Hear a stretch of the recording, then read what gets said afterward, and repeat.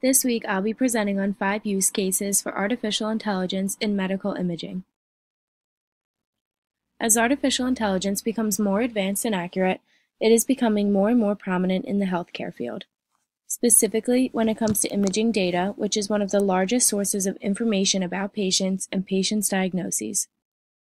According to this article, artificial intelligence would be especially beneficial for radiologists and pathologists because of their extensive use of medical imaging, as it would increase their productivity and possibly increase their levels of accuracy.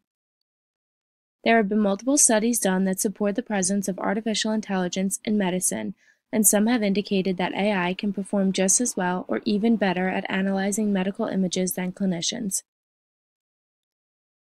The American College of Radiology Data Science Institute strives to promote artificial intelligence as a safe and effective tool to be used in clinical settings. In support of their idea, they've presented 5 use cases which provide real-world situations where AI can improve patient care.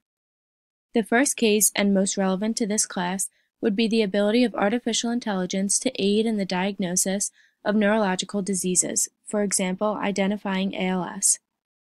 Although there is no known cure for ALS, the ability to detect the disease sooner would result in patients having more time to make plans for future care and prepare for some likely outcome. Furthermore, making the distinguishment between ALS and PLS, which is primary lateral sclerosis, relies on the analysis of the imaging. In addition, clinicians must conclude if brain lesions are conclusive of a diagnosis or if they're mimicking the structures of other diseases.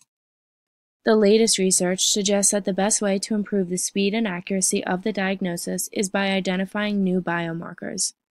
Now, manual segmentation and QSM evaluation of the motor cortex are unavoidable.